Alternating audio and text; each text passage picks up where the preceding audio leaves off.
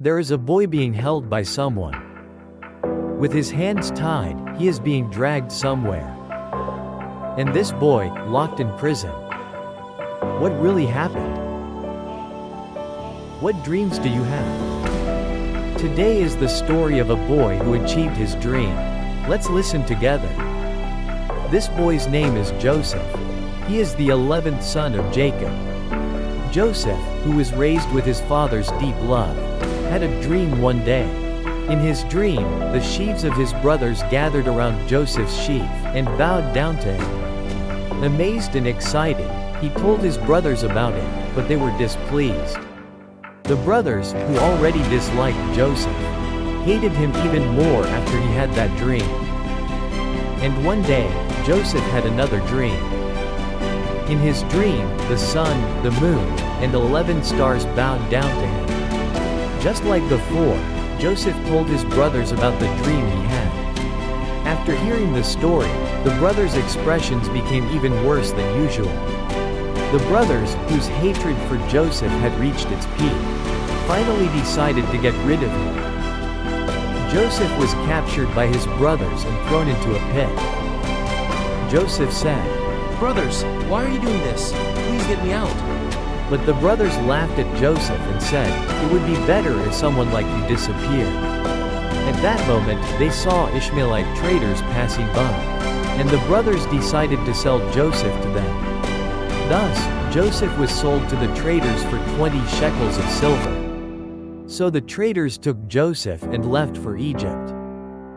Thus, Joseph, who had been a burden to his brothers, disappeared.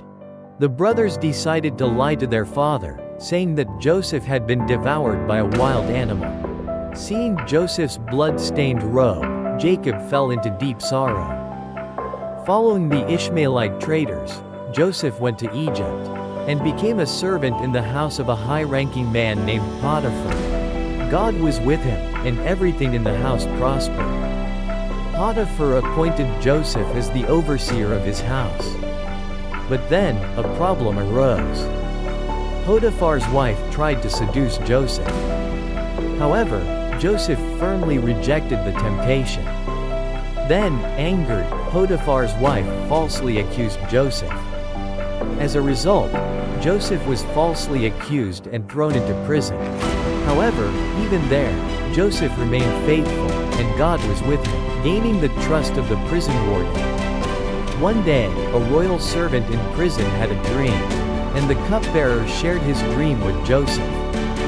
Joseph, interpreting the dream through God's revelation, told him that he would be restored as the king's servant. Amazingly, he was indeed restored as the king's servant.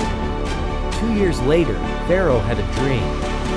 It was a dream where 7 thin cows devoured 7 fat cows. Then, Pharaoh also dreamed of 7 thin ears of grain swallowing 7 full ears. Pharaoh was troubled by the dreams. And at that moment, the cupbearer remembered Joseph. Thus, Joseph was summoned before Pharaoh and, with God's help, interpreted the dreams. Pharaoh, impressed by Joseph's interpretation, appointed him as the governor of Egypt. Thus, Joseph became the governor of Egypt, and just as he had interpreted, after years of abundance, a famine struck the land. Then one day, a group of young men came to Egypt from a distant land. However, Joseph immediately recognized who those young men were. They were none other than his brothers, the ones who had hated him and sold him into Egypt. After various events, Joseph revealed his identity to his brothers, and forgave them, comforting them after all those years apart. And he said to his brothers, God has turned everything for good, and in the end, He has saved many lives. In life, there may be times when we face confusing and difficult situations. Sometimes, there may be situations from which we cannot escape. We may also face unjust situations. There may be times when we are hated by others.